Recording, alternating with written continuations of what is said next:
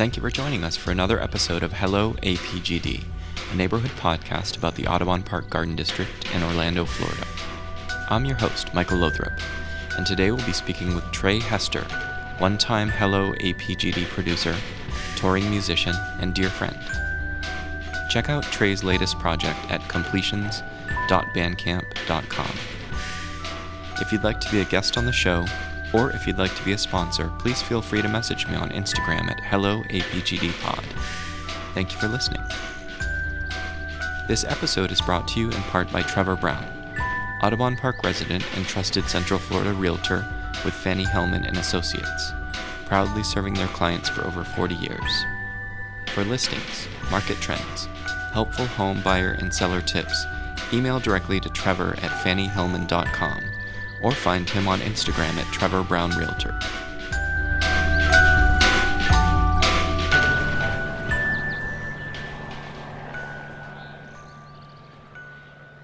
And with me today is Trey Hester, the co-producer of this podcast. Welcome, Trey. Thank you, buddy. I think you're giving me a little too much credit for that. I just kind of helped you out a little bit. That's very kind. You're the retired co-producer. I'm the retired co-producer. And you retired early and passed on the reins. So now I'm producing it, but you really helped get this thing off the ground. Yeah, I mean, you reached out. When was that? Was that earlier this year? Or was that last year? It was May, maybe April. That's sort of when the seed was planted. Mm-hmm. And I had no idea what I was doing. I did a little Googling. Watch some maybe YouTube videos. And, I listened to podcasts and I wanted it to sound good. And there's a lot of ways to make a podcast, but there's a lot of ways to make it sound not so great. Correct. And I didn't want to add to that. If you're going to do it, make it quality is what I thought. And so I asked a few friends and I was like, Trey knows this stuff. You actually help others with their podcasting efforts as well, correct? Correct, yeah. Primarily, currently I work for a company that's kind of cyber news oriented.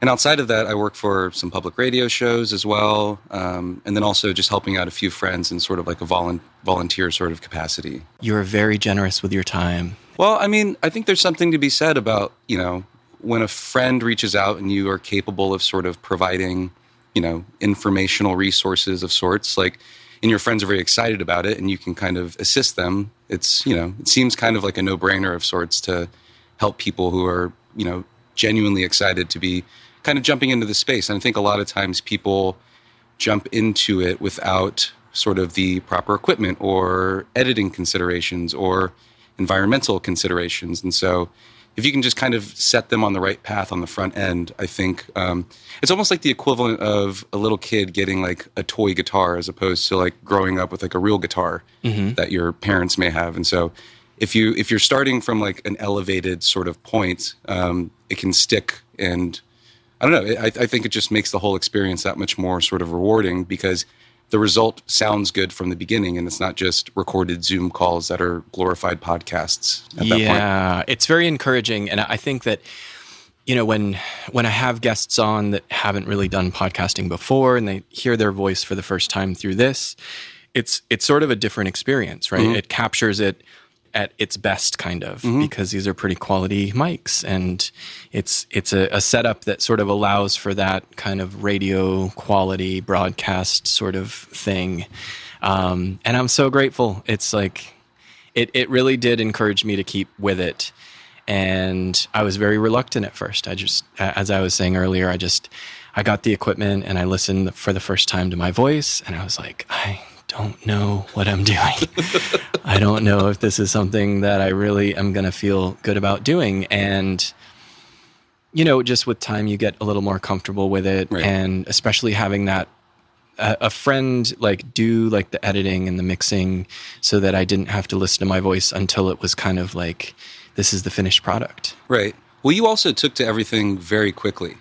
And I think that makes it that much easier for you as well. And also, I mean, you're one of the most personable people that I've ever met. And I've jokingly said it, but I am very sincere in saying that you're the king of Orlando. And, I don't love that. It's very sweet, but I don't love it. But I guess more so in the sense, at this point, when I think of Orlando, you are one of the first things that I think about. And I think this podcast is kind of like emblematic of that, where, you're going around and you're trying to promote these wonderful businesses and people that are sort of staples of the community. And without you being as personable of a person and inquisitive and interested and not just speaking to hear yourself talk. Right.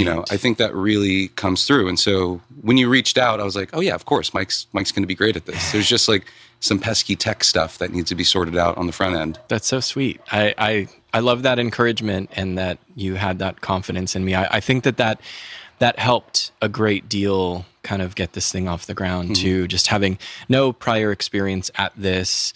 Yeah, I think, not having a video component sort of helps a little bit too, because you can just sort of focus on the conversation and not as much like people watching you. And at some point, maybe I'll add a video component. But I feel like just a photo of the person is enough. And I love voices and I love stories. Yeah.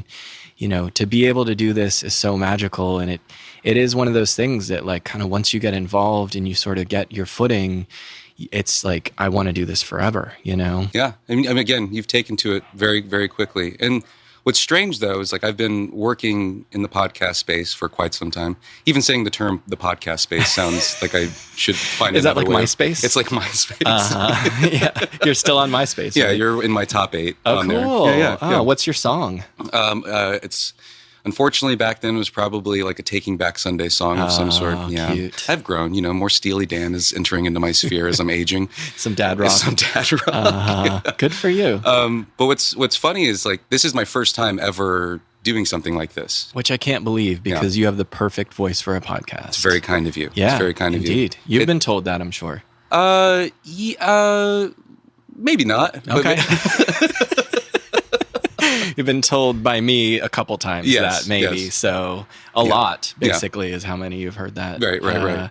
How many times. And yeah, I think that it is one of those things that just like, just sharing your story and kind of getting comfortable with the medium. And it's like, it's like nothing else really, but also it's just a conversation ultimately, right? It should be. I think a lot of times though, I build up in my head that it's going to be this much more vulnerable experience than I think it actually is. And so this being the first time I've ever done it, like you're a very trusted person in my heart. And so Thank you. I felt very comfortable doing it, where other people have asked me to do it in the past. I'm like, no.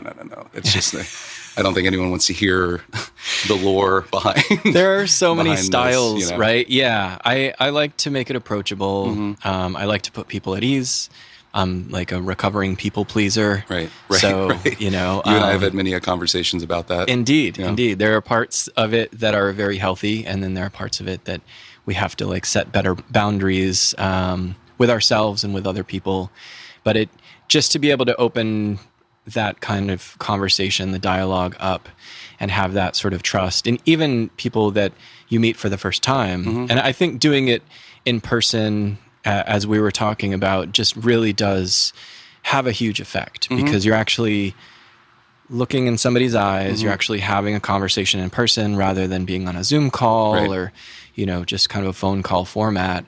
So I like doing it this way, and I feel like this back porch setting kind of makes it a little easier too. It's very casual.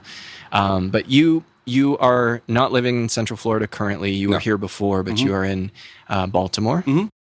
Yeah, I moved. I was here I'm 35, and I lived in Orlando, I think, from when I was 5 until I was 27.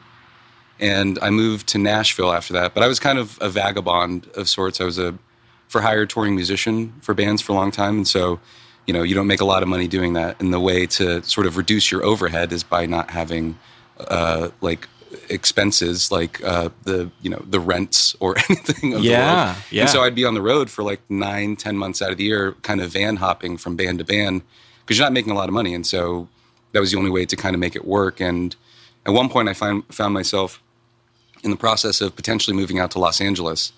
And halfway through, this wonderful, fabulous musician, one of my dearest friends, Lainey Jones, who also used to live here, was buying a home in Nashville and asked if I could come and help sort of do some like construction work on the house and on a barn with our friend Henry Toland and her husband Brian. And then eventually they just suggested that I live there. And so after a while of like kind of mulling it over, I was like, well, yeah, I don't need to go out to Los Angeles. Like there's people here that I can continue kind of working for. And it was really wonderful. But then had a job opportunity that brought me to Washington, D.C. a few years ago. And a few months ago, transplanted over to Baltimore. And I'm feeling kind of like a free agent of sorts right now as far as where I'm going to choose to reside in the near future. Yeah. It is exciting. It does feel a little overwhelming. Mm-hmm. And it does feel like I find myself passing judgment on cities when I'm just trying to kind of get a grasp of it a little bit. But it is exciting in that sense, like kind of like putting on like, just trying to determine what a new city could kind of offer me in terms of, I don't know, is this a walkable city for coffee shops, or do I like sort of the general vibe and demeanor of people when, I nod at them on the sidewalk? Will it be reciprocated in the city? Right. Yeah. No, I mean, these are all quality of life issues that we look for when we choose a place. Mm-hmm. And I hear Audubon Park is pretty nice. Pretty good. Yeah. It's pretty good. Just saying. Yeah. I mean, no pressure. Well, it has been, I'll say, I think you and I have talked about this before. Sometimes when I come back home, I build up this sort of, there's this anxiety that comes through that I think is, I do it to myself. It's not anyone that's done anything to me. Mm-hmm. But this past trip has been one of my favorite experiences coming back home. Like not only seeing you, but seeing some of my dearest friends. And there is a component, I'm like, well, maybe I could move back here at some point. Mm-hmm. But I'm an easy sweater. So, 10 months out of the year, it's pretty tough. He was saying hello to Tierney. No, you want to come say hi? Hey! That's our friend, Tierney Tuff. Are you recording? This is live. Oh, okay. Yeah, it's a video, too. No, I'm kidding. It's not. Oh, you look great. Oh, thank you. Yeah. This is my retro 60s dress. You look great. So nice. I love that. Tierney's going to a wedding today. Disco boots as well in the car. I might change too. Yeah. Well, I'm so sorry to interrupt. No. I just had to get my... Talk into the mic. My cameo in. Yes. Thank you. I've been trying to get Tierney on the podcast. We've had to reschedule a couple times, and it hasn't happened yet, but someday. Okay. Tomorrow. I mean, you All guys right. technically just did it. Yeah, that's True. true. Yeah. So we'll get you on next season since we don't want too much. Next year. I was going to ask you guys if tomorrow you wanted to jam Oh, shit. a little bit. Yeah, let's do that. What do you think? Yeah. Okay. Be fun? Guitar, drums? Yeah, we've got keys, a bass bass? amp here. Yeah, I've got lunch with my folks at around noon, but that's about do it. That before red light? Yeah. Okay. Does that sound fun? Yeah. All I right. was thinking about in the bathroom. Yeah. Any songs you want to play? Let's just jam. Okay. Man. All right. All right, We're gonna have a dude. jam. Do you know New Year's Eve jam. Smoke on the Water? I know Smoke I on know the Smoke Water. on the Water. Yeah. Yeah. All right. We'll plan on that. Cool. I Yeah. don't know it. You'll have to learn it. Do you know Tub Thumping? Yeah. I think Is that Chumbawamba? That's Chumbawamba, yeah. I Yeah. think there's a G on the end of that. Oh, Thumping? Yeah. I Get Knocked Down. Is that the one? Yeah. But Yeah. I'll get up again. I will. Mm-hmm. I'll get up again. Yeah. I've seen it. Bye. Bye. Have Let's fun. jam tomorrow. See you, buddy. All right, cool. See you then. I'm sorry I said the word jam. I'm sorry, too. Yeah. Yeah. You had me. Oof. Jeez. Did she say jam? I am very uncomfortable now. Appalled, even. That's our dear friend Tierney Tuff. She lives in Gainesville. She has a solo project called Tierney Tuff. Mm-hmm. Not sure how she came up with that name. And her band is The Pauses. That's correct. And she's super cool. She's a former housemate as well. So she lived in Audubon Park and worked at Park Ave CDs. Yeah, and I've played in 3 different bands with her over the years too. Haven't you? Yeah. Yeah. You got a lot of Tierney experience. Yeah, I got a lot of Tyranny cred. Indeed. Yeah. Indeed. Yeah. She's a great collaborator. Yeah. This weekend has been amazing. I guess it's not even the weekend yet, but Right. this week has been amazing with you here and visiting. And you came to the market on Monday. Mm-hmm. And even though it was a smaller market because it was after Christmas, but yeah, it was good to see some old friends and you. Yeah, you and I shared in some whiskey together. We did. It was really lovely. Yeah. What else were we talking about? So I think I was talking about my sweating issue, and we haven't gotten to that yet. We could have skated past it. There's no reason for me to bring it back up again. I mean, it's Florida. It's humid here. It's late December. It's 79, and the humidity level is like 200%. Mm-hmm. So, I mean, I could have this fan on, but it would add some noise, as you know. Mm-hmm. So that the mixing and editing process that you were so kind to go through in the beginning. Actually, I don't know. Did you have notes? I don't even remember now. I don't remember. I mean, I think there was some sort of like crude documents that I sent you, just as far as like for the mixing, and for just sort of like a big component to this is sort of what is known as like sort of like loudness metering. Yeah. So there's certain things like that you can learn over time, and there are some programs now that feel like you can just like kind of slap a single plugin on it and it kind of does it for you. But for me, I don't know. I think there's a little bit more of an art form to it. And I think the more you get to know the ins and outs of it, the more you realize why you would want to do things a certain way. But I think primarily like it was just template based and then just trying to get you comfortable on it for the inevitable handoff, which I didn't know that actually you were going to be wanting to do all of the mixing. And it's amazing to see it sort of like, come full circle with that, where you are just completely autonomous and taking care of everything. Yeah, I mean, you creating the 2 templates and giving me those instructions and us kind of talking it out. And, I mean, it all starts with the original file that you're getting from the recording, right? And it's like, I use a Zoom PodTrack 4. And so you do channels. So each microphone has a different channel, so you can mix each mic. But kind of getting those levels like right off the bat is important, and not too many highs, not too much ambient noise, getting the right mics. Mic cables is a huge thing that I just learned. Having a bum mic cable will make the editing process a lot harder. Oh, yeah. So invest when you buy a mic cable. Get the good one. There's also the interpersonal component of it as well, on top of the tech and all the considerations with that. It's the sort of, like Mike was kind enough to kind of put me through the spiel that he gives at the beginning of these things, which is all very important because there's also personality management that goes into this sort of stuff that I think people don't really take into consideration. They think they can just sit down and kind of like go. And there's a lot of care that like Mike does a lot of research and takes a lot of notes and also tries to prep the guests. And there's also a component of, proximity to the microphone, because sometimes people can get a little unnerved sitting in front of this because it can be a vulnerable experience. And so, anxiety will kind of kick in. They'll start to kind of fade away from the microphone. Yeah. But everything I've listened to, like you've done such a great job and kind of like, corralling all of that. Thank you. Yeah, I found that it does really help kind of set my guests at ease when they know what to expect, right? It's like, this is not live. We can fix anything. If you have to take a pause to think about something, those are the easiest things to fix. Right. The pace of it is going to sound great because I'm going to go back and kind of doctor that a little bit. If you flub a word or something, don't worry about it. You can just say it again. I'll take out the flub if you want. Don't tap the table. That's a big one. I'm still getting better about like remembering to say that. But essentially, yeah, mic placement, like being a basketball's width from the mic is important.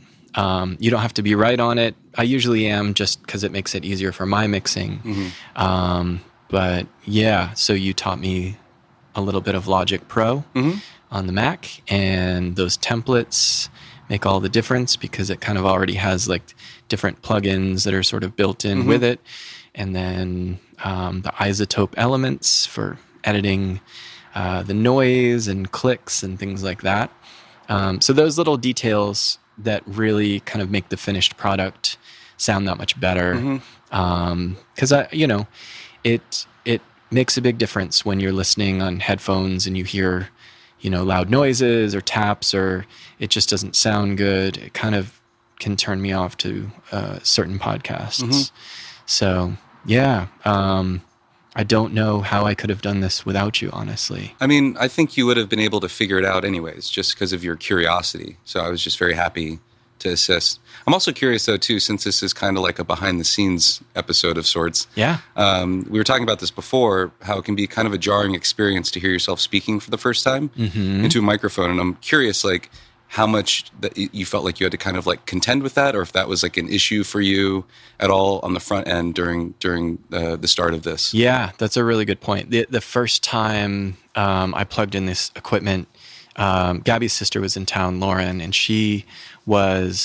we were all kind of talking on the mics, and I was like, oh, I don't know if I like this at all. And it just like, it really like, I felt like I had really made a huge mistake in investing all this equipment. And luckily, you know, in doing a little bit of research, part of it too is just kind of like finding your voice and making it authentic. Like, you don't need to put on this like radio personality voice, and just kind of being consistent with your tone and like, you know, inflecting properly. And I think things that I kind of already do in my speech anyways, but also kind of just getting over that self-conscious feeling of just like, my voice is different. Is that bad? And like, I think some podcasts that I really adore have kind of not the standard like broadcasting voices anyways. Right.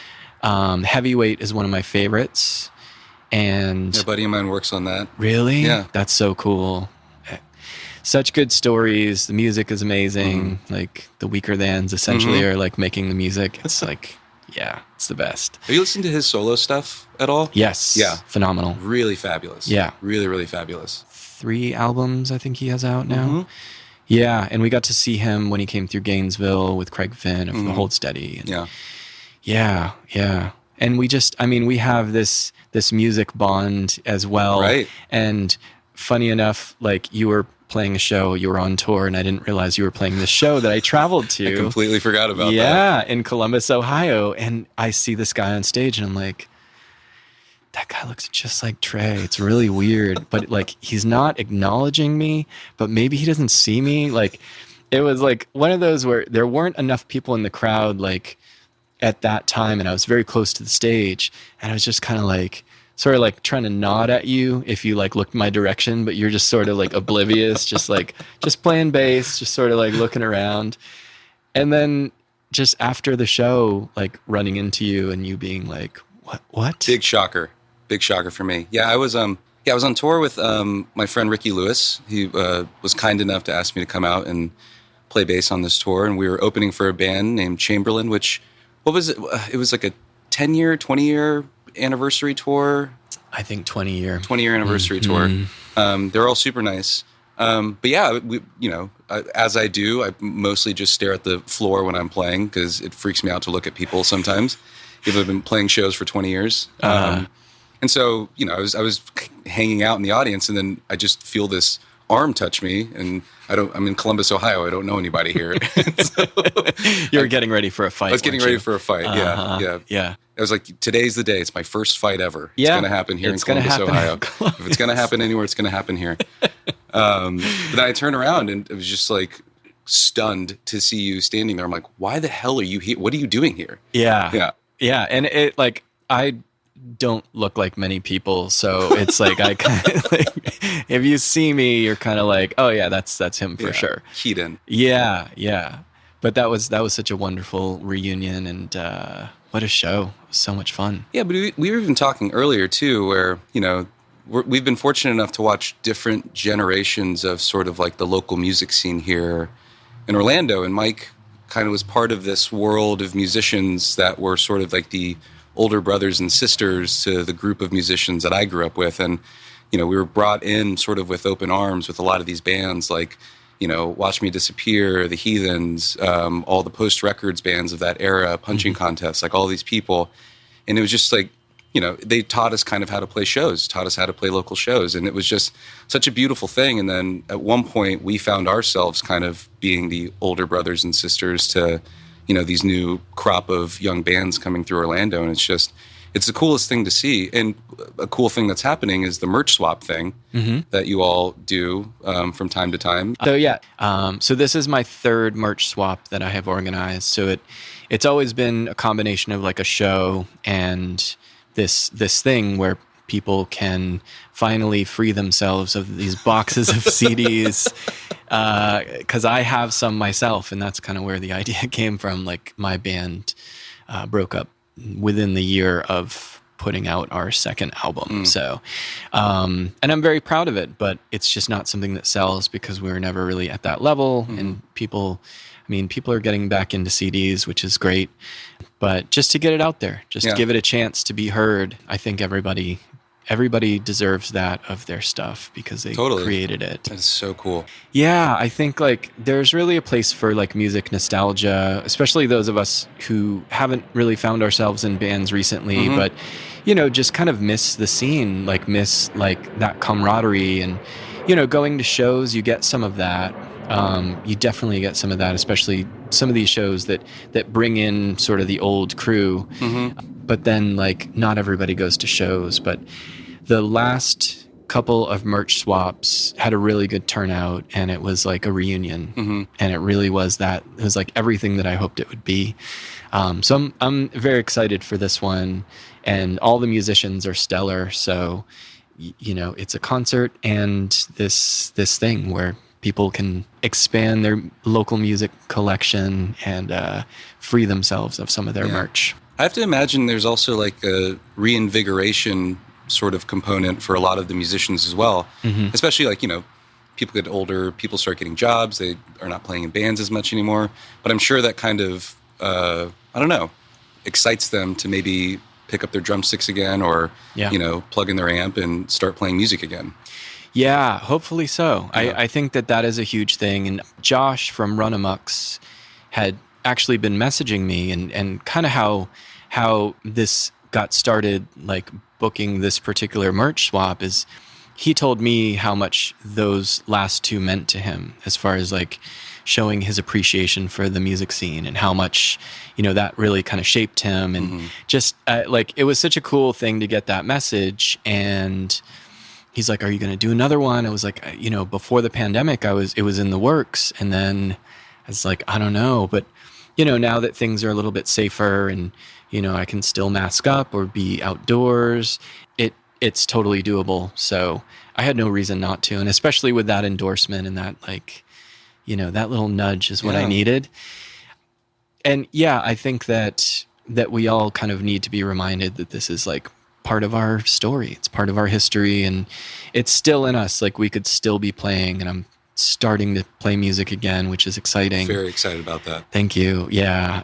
And the other two that I'm playing with are also very excited. It's just like, we're doing it. We're actually doing it. And sometimes we need that push. Yes. I mean, a lot of times, you just kind of get stuck in your head or a certain period of your life, and sometimes it feels like plateauy when it's not that, but, finding those outlets for creativity, especially as you get older, I'm finding, which I'm also trying to stop saying the phrase as I get older, but it just keeps cropping up all the time. Did you know the 90s were 30 years ago? Trey. In the 80s. The 80s were 40 years ago. Can you believe it? The 70s? Yeah. 50 years ago. That's gross. I mean, I'll be 50 in, no time. Yeah. Like, real soon. I've accepted it. I mean, I've got 5 years, but still, it's like, at this rate, I'm basically 50. I should start telling people that I'm 50. I like that. Getting ahead of it. Mm-hmm. Well, Trey, I don't want to keep you too much longer. Is there anything that you can that you'd like to plug? Any websites? How can people find you? Please subscribe to Hello APGD. With the wonderful Michael Lothrop. Currently I'm in a band called Completions. We just did our first tour a few months ago and released a record a few months ago as well. It's really good. Thank you. Yeah, it's called I Needed Help. And it's one of my... such an apt title for right now, right? Yeah, I mean, sort of like a lot of things that we've been talking about over the past year or so, since kind of reconnecting as friends this year, is that sort of, especially with a lot of men, like not having the tools to kind of speak about their feelings or to, talk vulnerably with one another. And that's kind of what components of this record are about. And through the process of that record and also through reconnecting with Mike, like I've been going through a bit of a mental health journey, and it's been really wonderful. And Mike in particular has really helped me tremendously over the last year or so, and just feel like, unbelievably grateful to have you re-enter into my life, especially during this sort of like transformative period I feel like I'm going through. But yeah, I mean, that the record has a lot of that on there, and it was really, really wonderful for my friend to get that out in song form as his way of sort of like coping with a lot of this stuff. And yeah, it's really important to focus on that, and I'm glad there's sort of like a normalization occurring with mental health. Yeah. And I feel very thankful that I have so many people in my life that are big proponents of it and are always a phone call away. Yeah. And to just be like a wonderful listening ear, and sometimes dole out advice that maybe I don't want to hear. But sure. It's been just sort of like life changing in a lot of ways recently. Yeah, and it's very similar to you're sharing your podcasting knowledge as well. Like a lot of what we talked about and talked through, like relationship things and just kind of life changes, they were things that I had learned along the way as well. Right. And I was so honored to be able to impart like what I had learned. Yeah. And you already are such a kind, empathetic person that you have the skill set for it, but just kind of going through this experience in this sort of new situation altogether, in talking to people and in therapy and things, just sort of learning like there's more than one way to do this, right. And everybody has kind of different needs, and if somebody communicates their needs to you and they don't align, then it's important to honor that and not try to change them. Absolutely. Or not have them kind of fit the mold that your expectation is. And things can change over time too. You realize that, this was something that I didn't realize that I needed, but now I'm communicating it to you. So how you respond will sort of affect whether or not we can continue this together or not. And it's hard. Yeah. I'm glad that we had those conversations, and it really touches my heart that we had that, and I'm so glad that you're doing so well. Thank you. Yeah. Thank you. Yeah. I mean, and I can't remember the last time that we had really like genuinely spoken with one another, but it's, sort of picking up where we left off, but we have more tools at our disposal at this point. So we can be nostalgic and talk about like the good old days, but also try and make sure that we're, reinforcing like healthy habits at the same time, instead of leaning on, I think for a lot of us for a long time, it's just like, oh yeah, like I'm kind of a dirtbag or whatever. And right. people lean on that as like a prideful thing. And I, wish people would sort of give themselves more self-love in that process. And so thank you again for all of that. Yeah, absolutely. And I'm always a phone call away. Yeah. Always. Thanks, buddy. Yeah, man. Appreciate you. And I hope you move to Orlando. We'll see. I mean, if we can figure out the sweating 10 months out of the year thing. Oh my gosh. Tell me about it. Might be able to figure it out. I run hot. I'm born for the North. And it's weird that this is, where I am and where I will stay. Because I don't like sweating. But I'll do it. It's the trade-offs. Yeah. Like, I also wouldn't like to be digging my car out of the snow. Sure. Or slipping on ice and breaking my back. Right. And I feel for everybody in the North that's dealing with all of that stuff and trade-offs. Yeah. You and I mostly wear black, so that tends to be a bit more flattering too, even during the summer months. It's true. It covers a multitude of sins, as my old handyman used to say. That probably should have been an indicator that I should have fired him. But he's giving you wardrobe advice at that point? Is that why? Yeah. It was more so about his work, like especially like drywall finishing, because it doesn't look great in some spots. But that's neither here nor there. Well, we'll get him on the podcast next year. Oh, that would be great. Yeah. I hope he's still around. He was an older gentleman. Kind of looked like a wizard. Interesting. And he always ended up bleeding on stuff. Like at some point. I mean, he never got seriously injured, but like there would always be like a little trace of blood Right. there. And he was fine, but it was like maybe his signature. I think maybe he would just like, okay, this is finished. I'm going to sign off. Yeah, droplets of blood are kind of his calling card of sorts. Yeah. Yeah. He might have been a wizard. I don't know. I have my suspicions. But it covers a multitude of sins was Yes. always the thing that stuck with me. I'm like, yeah. Now you know. Now you know. Yeah. Always wear black. Always and wear black. You'll be kind of ready for anything in Florida. Yes. Because it was like in the 40s just like a few days ago, and now it's like 80s. Yeah. I mean, it's still absolutely stunning out right It now. is. Yeah. It's near perfection. Yeah. If you're not us, it's like the perfect day. If you're not us. That covers a multitude of sins as well. It does. It does. Steak The boys. steak boy. We had steak sandwiches earlier at Black Bean Deli, and we were called Steak Boys. Well, Which we maybe called ourselves Steak yeah, Boys. we We were weren't called Steak Boys by yeah. ourselves. And I think it's going to stick. I Yeah. think that's our new band name. I'm into it. Yeah. New spin-off podcast. Yeah, and we're going to jam tomorrow. Yes. Mm-hmm. Yes, yes, We're gonna yes. have a jam sesh. Yeah, I've never jammed before, if that makes sense to you. I have Yeah. jammed. It Yeah. never goes well. Yeah, maybe I'll get sick before the jam Yeah. session tomorrow, but then I'll be ready for New Year's Eve. So we'll figure it out. You are an elusive one.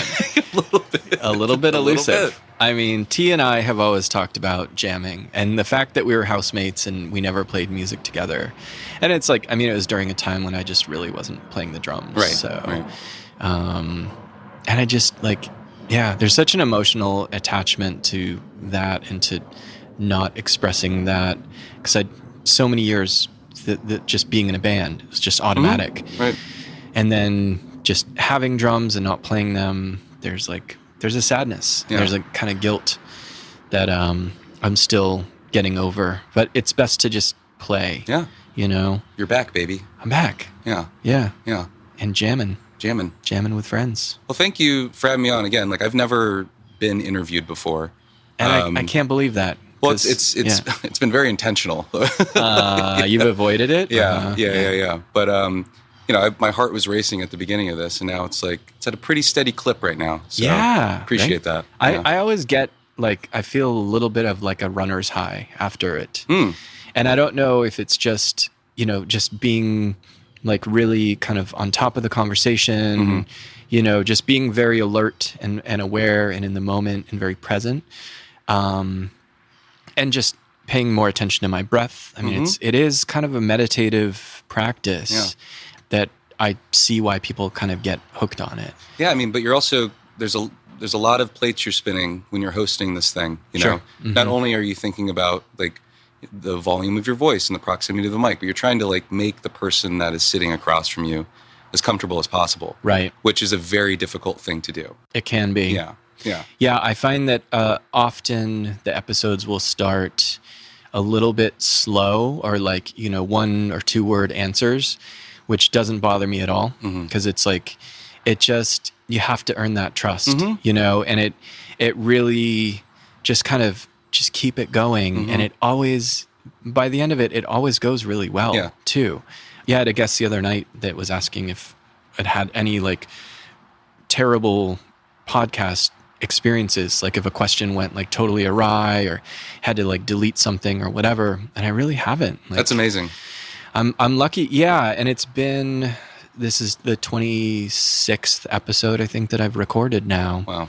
27th maybe. And it's so rewarding, and it's like I'm so glad that I found this outlet and that I'm able to capture people's stories and kind of give back. And it's hard to speak up too, I feel like, without feeling like you're being too much.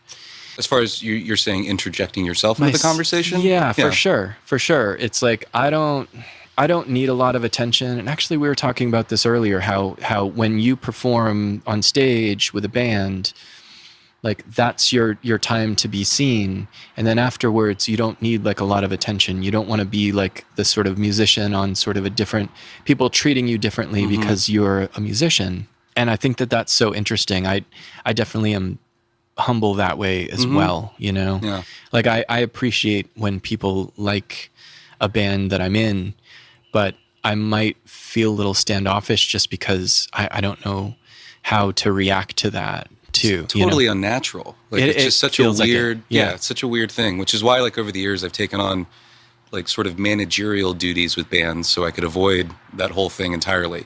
Interesting. So I can just wrap up cables or get paid at the end of the night or get screamed at by a booking agent, you know, willing to deal with that, you know. Yeah. That's the great leveler. You know? Do you have you had like really uncomfortable situations with like fans or the audience afterwards, or is it just sort of general anxiety? General anxiety. I mean, for the most part, again, I think it's just me putting that onto something, just like sort of like thinking that this is a possibility, and just avoiding it entirely. And so, no, if anything, it's been quite the opposite. Just like incredibly lovely experiences for the most part. Yeah. You know, I've been on too many tours at this point, and so there's been some, you know, rough times or whatever. But on the whole, like, incredibly grateful because I feel like I've kind of come out unscathed of sorts, where I think a lot of my friends like haven't, you know, a lot of times. And I think part of it is like that kind of like dragon chasing a little bit. And so that's why I've always felt it's important for me to just like experience what I'm experiencing on stage with whoever I'm playing in a band with at that moment in time. And that's the most important part about the entire experience, not what happens afterwards or meetups or anything like that. It's all about the performance itself. And then we can figure out, you know, what Wendy's we're going to go to at 2:30 in the morning. Yeah, you're a true professional in that manner, right? Of sort. Yeah, I mean, I appreciate the word professional. I think if anyone pays you any money, regardless of the amount, I guess you're technically a professional. Yeah, and you take the job seriously, and you always do a great job. Thanks, buddy. Yeah. Are you doing solo stuff too? No, I think that ship's kind of sailed for me a little bit. I was in a band here in Orlando for a very long time called Great Deceivers, with some of my very, very dear friends. And that was the first time that I shifted from kind of operating as like the primary songwriter to having more of a collaborative sort of approach to writing. And my dear friend Max Green is one of the greatest songwriters I've ever been fortunate to be friends with, but let alone be in a band with. And it was one of those things I was like, oh, you're really great at doing that. And I like occupying the space of being Robin/Alfred of sorts and not like the Batman of a band. I like well assisting. Put. Thank you. I've been working on that for years. But it's I like the assisting role a lot more. Like it's much more gratifying for me. And so I'll write songs, but it's mostly just like an exercise of sorts. And occasionally I'll go out and play them. Like I'll play shows and not tell people, just to like really freak myself out. Just to be, you know, this is a group of strangers. I have no friends here. And so let's see what's going on with this material a little bit, but with no sort of desire to really put it out there of sorts. Why is that? I don't know. I think it's just more so, it's a way of trying to be able to have the vocabulary to discuss things with my friends who are songwriters that I play with. But it's one of those things, like I don't have a lot of things that I feel like I need to say to get off my chest. I do that through other forms of creativity, whether that's like writing a guitar solo or harmonizing with someone. The lyrical content, as far as being a capital S songwriter, is something that just has never been of interest to me. It's something that I feel like I have to do. I'm like, well, I have the structure of this song. I guess I have to put words to it now. And so it was never anything that really pulled at me. And when I have friends that are so phenomenal at doing it, I'm just like, well, let me help you, like flesh this thing out a little bit more, which is, you know, has become a much more gratifying experience for me over the years. That's so cool. And I mean, it's something that you have done and you can do, and not everybody can do it. I mean, it's a gift. Yeah. And even you don't have to be as good as other people. So this is me giving you some music therapy. Appreciate that. Yes, you are enough. Yeah. No, I know comparison is the thief of joy. Right. Yeah, and it's not saying that my songs are bad. It's just one of those things where I would like to occupy my time by working on their stuff with them, I think, a lot of times. Yeah. And not trying to sort of like... You could do both, though. It's true. That's true. You know? Maybe there's a Steak Boys record coming out next year. I think that, do you need drums? I need a lot. Okay. I need everything. Yeah. Well, I would love to hear it. And it's funny because I think before my friend Chris Pierce wrote the theme song for this podcast, I had asked you if you might have some music that could be used. And I think you said something like, all my stuff is like sad boy stuff or something like that. Right? Wasn't that it? It was sad boy. I have to imagine it was something along those lines. It was really something along those lines. And I was like, oh, Trey. Well, it's just more so, I mean, it's one of those things, like, I grew up loving Paul Simon, and there's like a somberness behind his music where, you know, it's more so saying sad boy stuff as just more of like a jokey sort of answer. Right. But a lot of the music that I tend to be, you know, attracted to tends to be a bit more somber. Same. In nature. And I think that allows me to then sort of have more humorous conversations with friends too, because I'm getting that out that way. Yeah. Oh, for sure. Mm-hmm. Yeah. And I mean, it's as you were saying, like as a form of kind of communicating our feelings, there's like a lot of sadness that we just have stored in us. Yeah. And I think, you know, the male experience, we're very different males than most, I feel like, already. But even still, there's a culture of just not having a support system and not sharing your feelings. And I think music has always been a way to express that. Right. And it has helped level me out over the years too, with just like, you know, being a frustrated teenager. Right. And just being able to pound on drums was so therapeutic. And, you know, you don't need to get necessarily all of your thoughts out, but just like putting your energy into motion and making something creative and collaborative with that energy. Because we all have this abundance of energy. And that's kind of what creates a lot of anxiety, and depression is just sort of like, if, you know, in a lot of cases, if you're just a little busier, a little more physically active, and I'm not saying that you shouldn't talk out your, you know, what's going on, and talk therapy is crucial, and sometimes medicine is crucial. But yeah, I think that it's all kind of interconnected, that like mind, body, experience and kind of what we're going through. But yeah, I think that music is very healthy. Yeah. And I'm so grateful for you. I'm so grateful that we are both in this together. And I look forward to the future. Well, I'm, again, so psyched that you're picking up the drumsticks again, man. Thank you. I think that's the best. Yeah. Thank you. It's a long time overdue, and we're not writing songs quite yet, but we're kind of getting our chops back and doing some covers, and we have basically a whole set of covers right now. So we just kind of run through the set, and then eventually we'll just start jamming. Is there a cover that you're exceptionally sort of like excited about? I like all of them. So we decided, like, at first we were going to do Weaker Than songs. Nice. And we decided to start a little bit easier with Lemonhead songs. Oh, cool.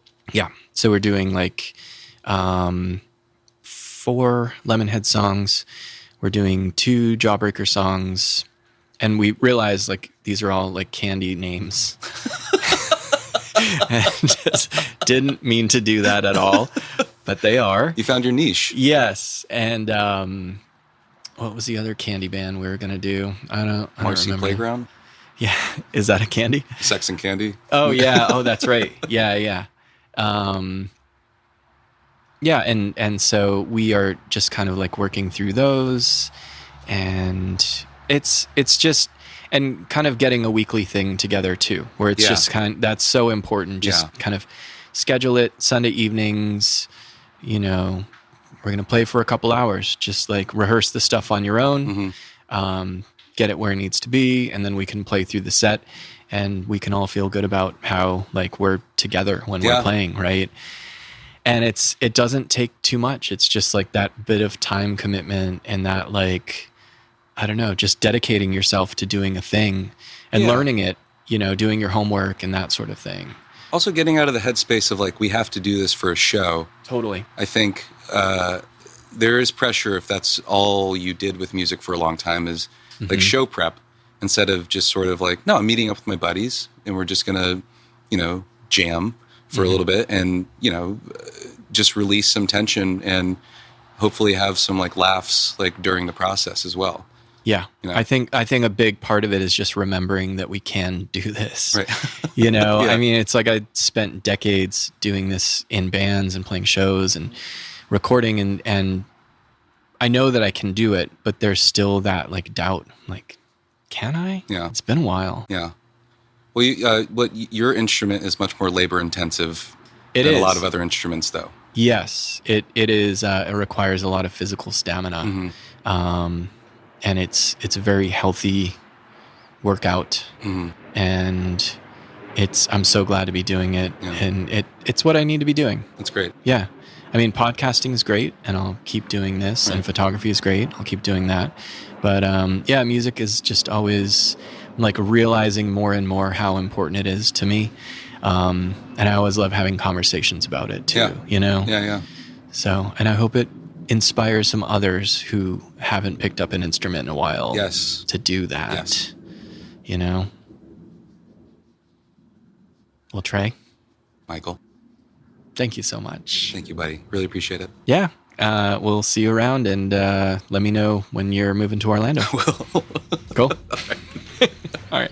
See you, man. Bye.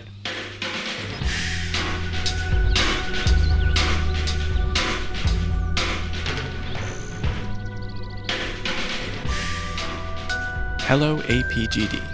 A neighborhood podcast is brought to you in part by Stardust Video and Coffee, Audubon Park's beloved neighborhood cafe, bakery, bar, and meeting place, located at 1842 East Winter Park Road. We're also sponsored by Red Light Brew Pub. Founded in 2005, Red Light is widely known as the source for world-class imports and microbrews. A wide selection of natural wines, plus award-winning beers brewed in-house. A full kitchen is in the works with an amazing menu by Chef Jess Tantalo. Located at 2810 Corinne Drive, please check out Red Light for all things beer and wine and soon food. Our theme song is by Christopher Pierce, and special thanks to Trey Hester for all of his help in making this podcast a reality. We do hope you enjoyed this episode. If so, please click subscribe and leave a review if you'd like. We'll see you next time.